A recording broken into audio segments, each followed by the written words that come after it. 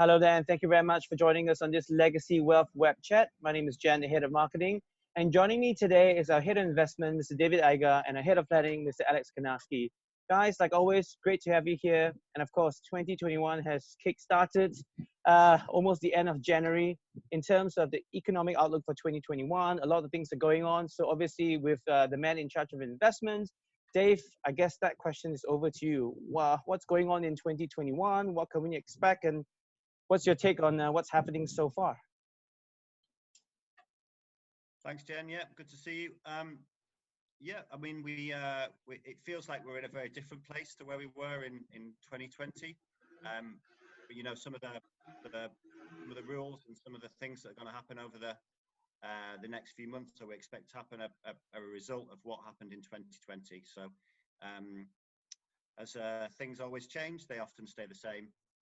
So we just need to keep an eye on, I guess, US politics, especially all around what the next move is going to be to stimulate the economy or repair the economy. And there's a lot going on elsewhere as well.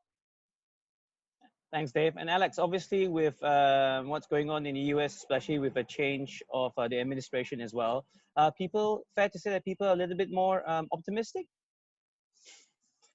I would say, as a general rule of thumb, people are feeling more optimistic. I think probably one of the drivers for that optimism is the rollout of the vaccine, the distribution of a number of vaccines that have been shown to work, and the potential for economies and to open up and life to return to some semblance of normality at some point during this year, or at least that's what people are hoping. And sticking with the pandemic as well, Dave, obviously it's continuing to 2021, and we're not sure where things will be normal again. So in terms of what's happening with the economic outlook, are we expecting a year exactly like 2020, or will there be an improvement in 2021 as people get used to this way of life, this way of working, and just finding ways around this? Yeah, as Alex said, there's optimism around things changing. And a couple of things maybe to bear in mind. The first one we need to remember is there's a huge difference between the way that markets work and the way that the economy works. So just because the economy is not doing so well doesn't mean investments are going to do poorly. And there's so many different bits to the investment markets anyway that some things tend to do better in recessions than others. So let's just bear that in mind, I think, when we talk this through.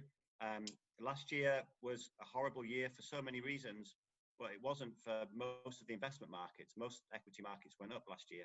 So again, I think, we can say, well, 2021, hopefully won't be anywhere near as bad for many, many reasons as last year, but that doesn't necessarily mean that it's going to be great for equities. Yeah. It might be better for a different part of the market. So I think people need to consider that. And again, I would always say, get some advice. Specifically on the economy, though, I think we've got, I know we've got Janet Yellen now, who's in place to help out with some decisions around the US's response to the economy. There's this concept of a K-shaped recovery, which I think is an interesting way to look at things. So what happened last year is some bits of the economy did very well. Obviously, I'm talking about things like tech, e-commerce, and all that kind of stuff. Some bits did really badly. So, some of the more traditional industries are struggling in the US. So what we're probably going to see, it looks like, is the US trying to focus a bit more on fiscal stimulus, which means trying to address some of these imbalances in society. So, these huge kind of imbalances we've got. And, there's going to be more fiscal, it looks like there's going to be more fiscal support, and Janet Yellen's going to be kind of trying to push that through. So that might have an impact on which bits of the market do well, I suppose. Yeah, and Alex? Yeah, I suppose from a planning perspective, it's, as Dave said, it's been an interesting 12 months that we've just been through. A lot of surprises have come out. A lot of things happened that many people wouldn't have predicted, and particularly with the way the markets recovered so quickly. From a long-term investment planning perspective, it would be to revisit your portfolios and maybe rebalance them. If you've had some aspects of your portfolios have performed particularly strongly, as Dave said, some sectors have done. So maybe rebalance, take some of those gains, and make sure that you're diversified, because I don't think anyone realistically knows what's around the corner. But making sure you've got exposure to all of the opportunities is probably the best and most sensible decision at this point.